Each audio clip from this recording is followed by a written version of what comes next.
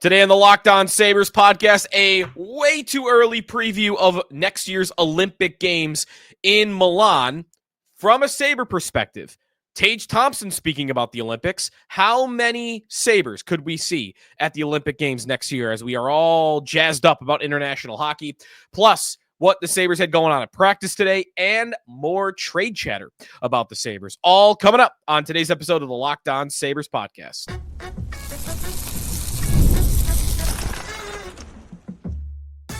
Your Locked On Sabres, your daily podcast on the Buffalo Sabres. Part of the Locked On Podcast Network, your team every day. What's up, everybody, and thanks for listening to today's episode of the Locked On Sabres podcast and making us your first listen every day. We are free and available wherever you may be listening to the podcast and also watching the podcast, available to you on YouTube. You can like and subscribe us there, part of the Locked On Podcast Network, your team every day. Sneaky Joe DiBiase coming to you on a Wednesday. Still an off day in the break for the Sabres, but we are getting closer to their return to action on Saturday against the New York Rangers. We've got a lot in store for you today in terms of getting back to business with the Sabres, more practice stuff, some more trade stuff, as we are now 16 days away from the NHL trade deadline. And of course, because of the Four Nations buzz that's been going on, let's look through the Sabres roster and figure out how many they could have at next year's Olympic Games, because there's no doubt it's going to be more than what we saw at the Four Nations, but how much more is really the question. Tage Thompson spoke about that. So a lot to get to on today's episode of the Locked On Sabres podcast. If you would like to become a member of our Locked On Sabres text club, that's available to you. If you want to sign up, you sign up online and then you're texting back and forth after that. So join subtext.com/LockedOnSabres is the place to sign up for that. And looking through the text club, in the last, 12 hours or so, we've been chatting and I've been reading a lot about our question from yesterday, specifically about Alex Tuch and the Los Angeles Kings. That was the rumor from one blog out in LA. And I got a lot of, I'd keep Alex Tuch for Quinton Byfield. Sorry, was the idea. It was Alex Tuch to the LA Kings for Quinton Byfield, who is 6 years younger than Alex Tuch, is under contract for 3 more years after this year, has not really lived up to the hype of being the second overall pick 5 years ago, but is still a good player. 50-plus points last year. This year, he's right around that same pace, around 50 points. So he's a big guy, 6'4", 220 pounds, big centerman in Quinton Byfield, and he also has no trade protection. Tuch, meanwhile, little older. He's a better player right now, but he's also a winger, and he's only got 1 year left on his contract. And again, most of what I heard was Tuch, keep Tuch, but no one was like, it's a ridiculous trade. Maybe Kings fans would say that. I don't think it's that bad on either side. One texter, number one, Tuch is our only true power grit forward. I don't know how much of a power forward Tuch is, but sure, he's a bigger body. 2, he bleeds Buffalo. That's true. And 3, he's cheap. He's cheap for now. We haven't talked about what a Tuch extension would look like after this season or after next year. To me, though, he's going to cost more. He's going to cost $6+ million.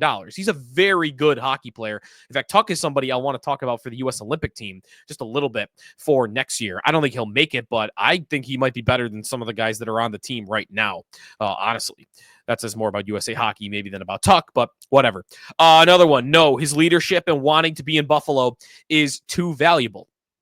I understand that. Another, every day I'd make that trade. It's not the player. It's how flat and dead this GM and team are. So, just a shakeup. And I can respect that. Live a little. Try something different. When you're not really losing the value of the trade, just make it if it's there for you, because you got to do something. Another said I would take him for sure. It's tough because Tuch is a leader in the room and our best penalty killer, but yes, I would because of Byfield. So again, you had a lot of back and forth. I think it's a good idea.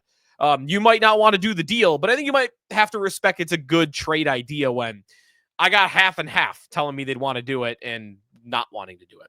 So you can chime in on that. Twitter, of course, is available if you want at Sneaky Joe Sports or at Locked On Sabres. Blue Sky at Sneaky Joe on there. So let's get to practice, not just for the Sabres, but updates from practice for Team USA and Team Canada ahead of the Four Nations Championship tomorrow. But we will start with the Sabres. And the only real difference from yesterday is that Ukko-Pekka Luukkonen was on the ice today. He didn't have to be because UPL, Dahlin, and Jokiharju don't have to report back to the team until Thursday. But Luukkonen was there.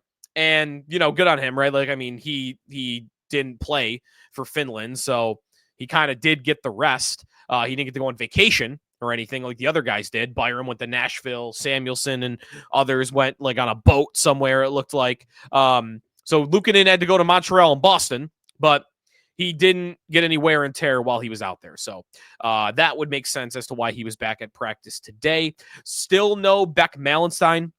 I don't know about him. Maybe he's week to week.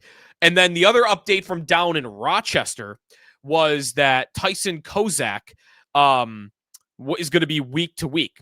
And Kozak had been playing here before the break, remember, kind of up and down, and hadn't looked that bad on the fourth line. I thought he honestly looked as good, if not better, than Sam Lafferty or definitely Nicholas Aube-Kubel. They agreed. They waived him, even Malenstein. But no Kozak for a while at the very least. Now to Team Canada, no changes to their practice. They're going to go in with the same lineup against the U.S. tomorrow. The U.S. lineup for tomorrow is going to be very interesting to track. Today at American practice, Matthew Tkachuk back and confirmed I'm playing tomorrow. So Matthew Tkachuk is in. Austin Matthews back on the ice. Confirmed. He's playing. Matthews back in. We already know Charlie McAvoy is not going to play. So there's that. And we have to watch Brady Tkachuk. Brady Tkachuk, who went down, slid into the post against Sweden and played one shift after that. And he tested it out, didn't like it, left, did not return. Brady Tkachuk was not on the ice for practice, and his status as of now is up in the air. Now, Quinn Hughes, who we've been wondering about since yesterday when Mike Sullivan said he's on his way. Well, then he was on the ice for Vancouver last night. He was in Vancouver. And today they said that Hughes is not in Boston. He's not left yet for Boston. And Sullivan said that Bill Guerin, the GM of Team USA, is still working through it, and that Quinn Hughes for tomorrow is TBD. But Chris Johnston kind of followed up with that, saying things stand right now with Quinn Hughes. Team USA is still working through the process of trying to bring him to Boston for the Four Nations Championship. Hughes has been skating during the break, and the U.S. wants all of the best options available. So therefore, what that means is Bill Guerin is pushing Bill Daly and Gary Bettman to let Quinn Hughes play. And Canada is fine with it. Pierre LeBrun tweeted out, Team Canada has no issue with Quinn Hughes joining Team USA, but the NHL again today says it's status quo as far as Hughes not being able to play unless there's another injury or illness to another U.S. defenseman. So I think it's Guerin right now begging the league, hey, this guy was on our original roster. The original roster that we unveiled, Quinn Hughes was on it. And you're telling us he can't play. It's like a paperwork thing, because Hughes was hurt, right? And he didn't show up. But on the other side, Cale Makar got hurt for Canada, and they were allowed to call up Thomas Harley. So basically, if I'm Bill Guerin, this would be my sales pitch to the league, or my defiance to the league, what I would currently be arguing. I would be saying, if I were Bill Guerin, listen, if we had just said he's coming to Montreal, he's coming to Boston, he's on the team, and then before game one, we told you, hey, Quinn Hughes is still injured, we want to call somebody else up and bring them to this tournament. What would the NHL have done? With Quinn Hughes being injured, they would have said, oh yeah, that's fine. Call up somebody. And therefore, you would have been given the entry for Quinn Hughes to play in the tournament, despite the fact that in that scenario, nothing's different. That scenario is the exact same as this present scenario, which is why it doesn't make any sense. It's like, well, you were on the roster in November, and then you were on the roster for the championship, but because you weren't on the roster the day before the tournament started, that's why we're not letting you on the team. And to me, it's complete hogwash. It's a terrible job by the NHL. They're being way too serious with a rule that nobody cares about, that they made up, that didn't even make sense in the first place, because these teams should have been allowed more than what they got, because the U.S. had to play with one fewer body in one of their games because of this stupid NHL rule with how they went about the rosters. So now we have to figure out, will the NHL come to their senses and do the right thing that the U.S. is okay with? Obviously, they want it.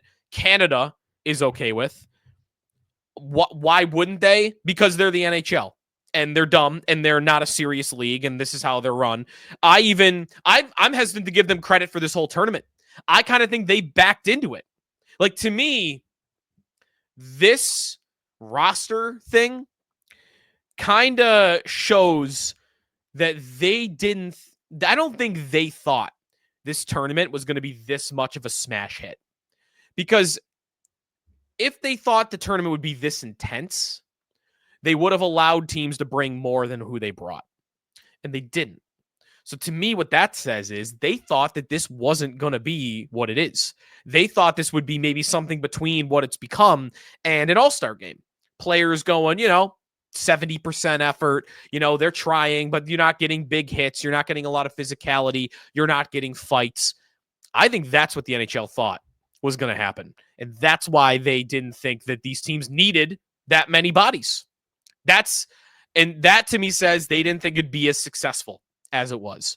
And that is just the attitude of the NHL. It's 10 years of Bettman and Daly not having any earthly idea how valuable international best-on-best hockey is and how much of a cardinal sin it is that they went this long without it. All of it adds up to the same conclusion, which is Bettman and Daly had no respect for this thing and had no idea what it was going to be.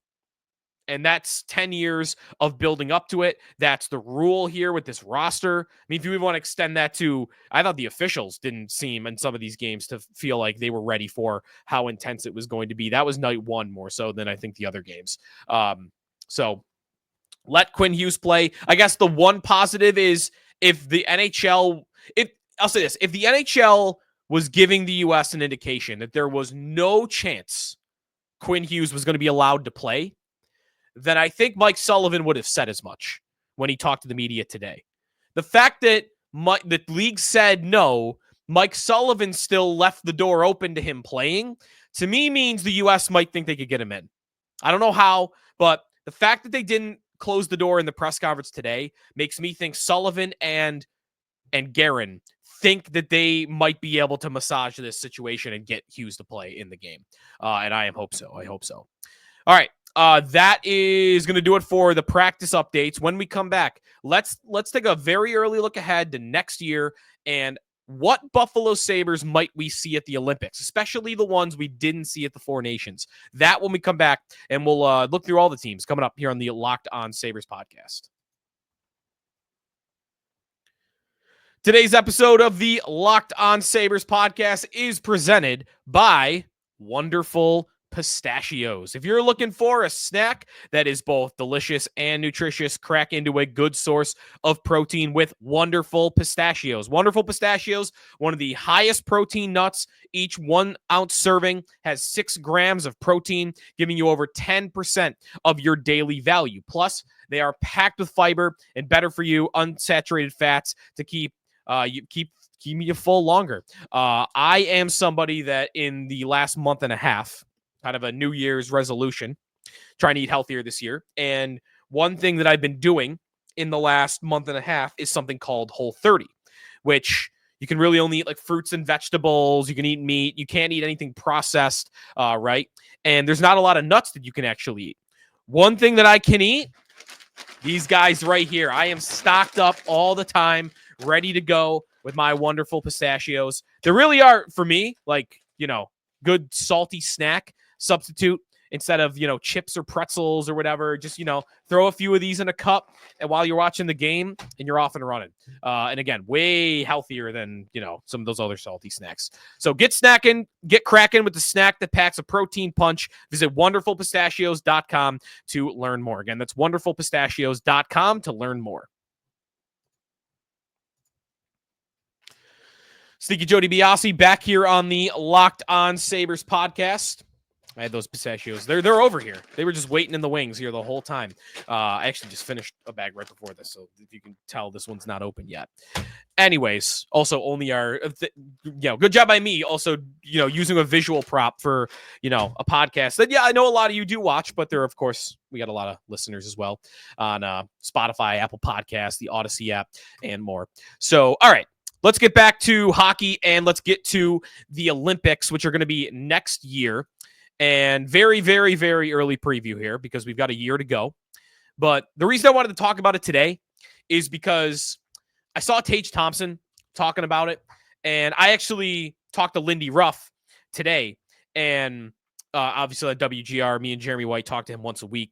We hadn't last week because of the off week, but today we did. And we spent a lot of the time today talking to him about this tournament. I actually asked him about his experience at the Olympics. I learned today that coaches don't get gold medals. I didn't know that. Lindy did get one. They said Team Canada made them for the coaches, but he doesn't get one from the Olympics, which I guess does make sense because you don't know how many coaches are going to be on different teams, I guess. But Thompson, or Lindy, excuse me, I asked him about Thompson if he had played in this tournament, and he said he thinks Thompson would do great in this tournament. And one thing that he did mention that I hadn't thought about is one thing that might help him make Team USA in a year is he's showing off positional versatility right now. He was a winger early in his career, and that went pretty terribly. And then he went to center, and he got amazing, and we hadn't seen him in wing in a while. Lindy puts him on the wing in the last 2 months, and it's looked incredible. And I have to think that's a sales pitch. That's a good way for Thompson to get on the team is if they have a center spot available, he could be the center. If they have a winger spot available, which you might think is more likely, then he can show that he can be on the wing. So Lindy approved of the idea that Thompson is capable and should have been on Team USA. Mentioned that he was dealing with an injury, of course, when they selected the team as well. So that's where we're going to lead off in this conversation. In 1 year, when the NHL players go back to the Olympics for the first time in a decade, more than a decade, 12 years, who from the Sabres might represent them? And Thompson said that the four nations and now the Olympics are goals of mine that I want to achieve, and I want to be a part of those rosters. I think not being selected for four nations gives me a little bit of that hunger and chip on my shoulder to prove something moving forward. But those things will take care of themselves as long as you're doing the right things to help your team win. That's the main focus. So Thompson has it in his head. He wants to be at the Olympics next year. He wants to be on Team USA. And what I wonder is Guerin, if he still is the GM over the next year, which the way this tournament's gone, I think he probably will be, is he going to look at Tage Thompson as a complete hockey player? Or is he going to look at Tage Thompson as just a pure goal scorer? Because I don't think Thompson's as good as an all-around hockey player as some of the other elite centers on the U.S. I don't think he's as good of an all-around player as Austin Matthews is, as Jack Eichel is, as Jack Hughes is. But I think he's more than just a big shot. He's a lot more than just a big shot. I don't think he's bad defensively at all. Is he a Selke guy? No. But he does use his size, more so with his reach. You know, he's kind of tall on his skates, not just his height, but he's not, really keeled over a lot, which, it sometimes makes him easier to take off his skates. You see him get hit once in a while the way guys his size don't. And that's because he's very straight up when he skates.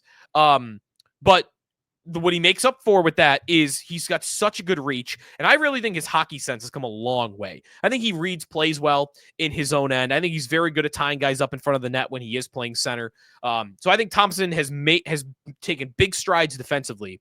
And as a playmaker, we've seen that, right? Like, he's got some dangles. He's got some passes over the years that'll blow your mind. And he's had wingers like Alex Tuch and Jeff Skinner and JJ Peterka on his line score 30-plus goals over the last couple of seasons. So I think Thompson is giving you the playmaking. I think he is giving you an all-around game. While sure, not as good as some of the other elite centers, is still very good. And I think, of course, you're getting the goal scoring. You're getting the goal scoring. And that, to me, is what should be number one here. Is he's a guy that's going to score 40 to 50 goals this season. And if he does that again next year, I'll be blown away if they leave him off the roster. I guess they could, but we got a long ways to go until then. So Thompson is front and center. I think all three of the guys that just played for the teams of the Four Nations will be back. Like, Dahlin's going to play for Sweden. I think Jokiharju might not even be a Sabre next year, but I think he probably plays for Finland because he was so good at the Four Nations, but he'll have to compete for that because Miro Heiskanen is going to be back, and so is Ukko-Pekka, and so is Ristolainen, so they'll get guys healthier, hopefully, by next year if you're Finland.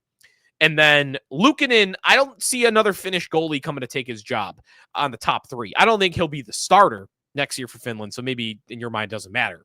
But those three, there's Thompson, as I mentioned, so that's four that are, I think, primed and capable. I think there is a surefire Olympian next year in JJ Peterka. JJ Peterka, if he's healthy, is going to go to the Olympics next year for Germany. And Germany is adding NHL player by NHL player. Like, they are getting better and better as the years progress here. Like, they have really taken over Slovakia, I think, on the international pecking order. Slovakia is getting old, and there aren't a lot of guys coming up in their hockey programs versus Germany, who is getting that. So, but they're not full NHL lineups yet, not even halfway there. So Peterka is going to be on that team, probably playing. I mean, I just imagine a top line of Draisaitl, Tim Stützle, and JJ Peterka. And those guys have played together internationally before. So he'll be on the team. Also, I think Jiri Kulich is going to be on the Czech team next year. If you look at the Czech roster and you look at kind of the NHL guys, especially, you are going to see not Lucas Dostal, excuse me. You're going to see David Pastrnak, of course, who's going to be in the top of the lineup. Martin Necas, Tomas Hertl, Pavel Zacha, Filip Zadina, and like, I'm already starting to get kind of thin. Dominic Kubalik. If Andre Palat still wants to play, he could be a guy for that. Like, Kulik's going to be on that team and might even be, I think, trending towards being a top 6 center. So that's another one. That's 6, right? That's 6 if you include Jiri Kulich, and I think he's a gimme. The Sabres should probably have nobody playing for Russia next year. Russia, I don't know. They're not confirmed yet to be in the tournament. What I saw is if they do not go, if they're banned, then France would take their place in the tournament, which would just be a pushover opponent that everyone would just beat by 100, I'm sure. You already have one of those, right? Italy's going to be participating in the tournament, and, they're not very good. I don't think they have a single NHL player, unless Lucas Spiza is still playing somewhere, but I don't think he is. So there's that. Nobody for Russia. Nobody for Switzerland from the Sabres. Nobody for Slovakia, Latvia, or Denmark. I mean, Zemgus Girgensons will be going, but he finally is not a Buffalo Sabres. So that's really the end of the list. It is 6 for the Sabres. If you want a distant possibility for one of these lesser countries, Norwin Panchoa, 7th round pick of the Sabres last year, is German. But he was like a 12-minute a night guy at the World Juniors. So he's an NHL draft pick, but I don't think there's any shot that he makes it for Germany. The Canadians is where I want to turn my attention next, and then I've got one other American. Let's go to the big dogs here. I said before the season, I bet Canada wants Devon Levi to develop and show that he's the next goalie for the Canadian national team. I still kind of believe that. If you look around the league, there are not great young Canadian goalies littered throughout. Levi is still probably the best Canadian goalie prospect in the world. Will he, though, have that job by next year? I don't think it's tracking towards that, even though he's been great in the AHL. Like, he's got to take the Sabre net before he's going to be talked about as an option for Canada. Maybe, right? Like, Aiden Hill splits time in Vegas, and he is one of their options. But, you know, I think there's more that has to be done by a lot. And it's not going to happen by next year. No Bo Byram for Canada.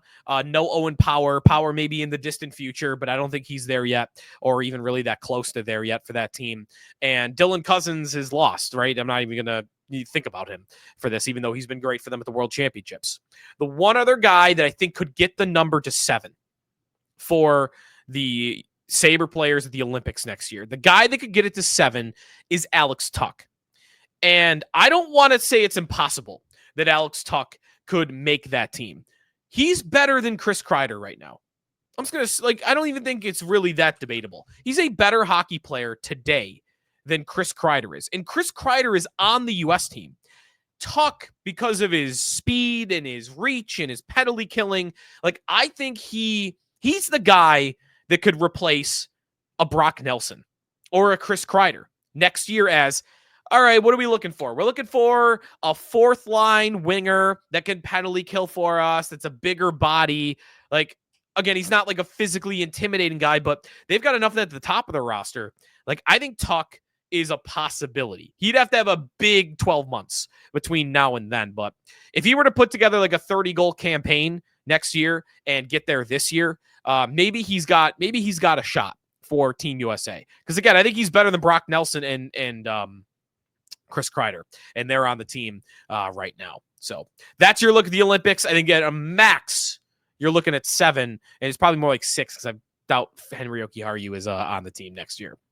All right, when we come back, some more rumors about the Sabres from Dave Pagnotta of the Fourth Period. We'll get to what he said about the Sabres coming back here on the Locked On Sabres podcast. Sneaky Joe DiBiase back here on the Locked On Sabres podcast. We've been talking some trades. We are 16 days away from the NHL trade deadline. Yesterday, if you missed our last episode, you should check it out about Alex Tuch and the idea of trading him. He's been involved in some rumors lately. But as we kind of speculated and told you about, it doesn't appear as though Tuch is at any real great danger of being traded off this roster. Pagnotta, who's one of the better insiders on this stuff, in terms of your insiders, he's up there. He wrote, Kevyn Adams would like to get a head start on things going into the summer and leading into next season. Their mindset focused towards the playoffs for next year. Obviously, everything's written on the wall right now for this year, but they want to get a head start on things. And that's why we've heard Cousins so often this year. He is available, but they want to make a big hockey type move involving any of their young studs. That's good to hear, right? Taking a time out from the quote here. That's good to hear that they only want to make a hockey trade. Those are tough. Continued. Now, there are a lot of teams that have called and inquired about Alex Tuch. My understanding, Pagnotta speaking here, is he's not untouchable, but he's close. Him, Tage Thompson, Rasmus Dahlin. Those two guys, not on the market. Alex Tuch is as close to that as he can get. Unless they're making a significant hockey trade and almost an upgrade, I don't see Alex Tuch getting moved ahead of the deadline. They're not going to move him for futures. Buffalo doesn't want draft picks and young prospects. They want NHL caliber studs now if they're going to move any of theirs. You're probably going to hear Tuch a little bit more. There are 30 of 31 teams that would love to get their hands on this guy, but unless they are blown out of the water, Tuch isn't going anywhere. That's the end quote from him. That's exactly what I said yesterday. I just don't think you trade Alex Tuch unless you blow your socks off. Now, I'll be honest, I don't think Quinton Byfield fits the description that's being described there. I speculated about maybe Tuch for Byfield makes sense. Pagnota says, like, not only would they not move him unless it's a big hockey trade, but they would maybe not only not move him unless it's an upgrade. You know, like if Vancouver for some reason wanted Tuch to get Elias Pettersson, maybe then you move him because Tuch's not the best player in the trade. That is what that sounded like to me. That all of that, those words together sounds to me like, all right, you will not trade Alex Tuch unless he's not the best player in the trade. And then you might. That to me is where we currently stand with Alex Tuch in the trade market. Is he's not really in the trade market unless there's a monster trade out there to be had. And then, all right, then we're open to it. So that's what you got today. Kind of sounds like it's going to be an active deadline for the Sabres. At least they want it to be an active deadline. It doesn't mean that it needs to be, but Cousins' name continuing to pop up. Bo Byram. You got your Jason Zucker, rental trade if they can't come to an extension. So I feel like there could be a lot that could happen between now and March 7th. So let's hope so, right? Because it's give us something to talk about. All right, that'll do it for us today here on the Locked On Sabres podcast. Tomorrow, the championship, U.S. and Canada. Can't wait. We'll preview the game tomorrow, and then we'll talk about the Sabres impending return on Saturday. That's next here on the Locked On Sabres podcast, part of the Locked On Podcast Network. Your team every day.